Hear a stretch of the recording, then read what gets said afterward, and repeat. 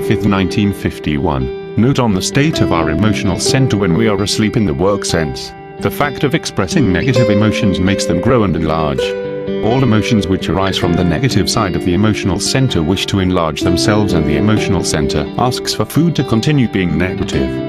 Everyone has negative emotions, some more and some less, but if you are, let us say, inclined more or less to be negative about everything and everyone, and you do not check it from conscious control, the negative part will grow and grow until you become unbearable to everyone except yourself. The negative part of emotional center grows on what it feeds on, and if you allow it to feed on negative things, it will grow and grow.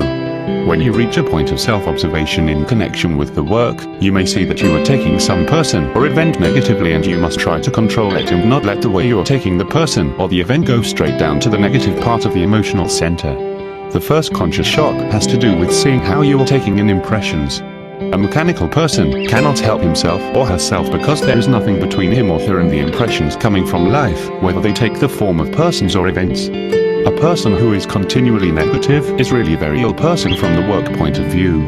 An incoming impression, if you have a little self-remembering and self-observation established in you by the work, namely, if you have begun to notice how you take things as the beginning of the whole possibility of altering, of changing your being. However, few people have this little place that the work seeks especially to make in you all.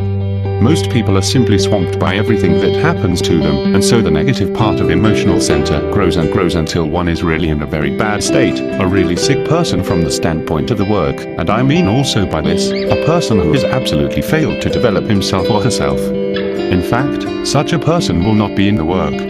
Now, begin to feel a little responsible for your own states and begin to realize what it means to see that we are all made self-developing organisms, and that our self-development depends on how we behave psychologically, emotionally, spiritually, towards life. I can take an event mechanically, or I can take the same event in quite another way, consciously instead of mechanically. Here lies the value of the work, for the power of the negative part of the emotional center is terrifically strong. The inclination to be negative is very difficult to overcome, and we are foolish if we think otherwise. Here lies indeed the devil and hell. I must add that it is useless maintaining a resigned attitude towards everything, which is merely false and insincere.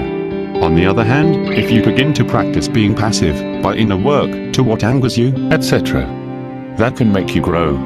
To learn how to be passive to a situation or a person, that is wisdom. But I assure you it takes a long time to see what this means. But the continual expression of negative emotions, as when people talk to you saying they cannot stand this or that, will produce in people a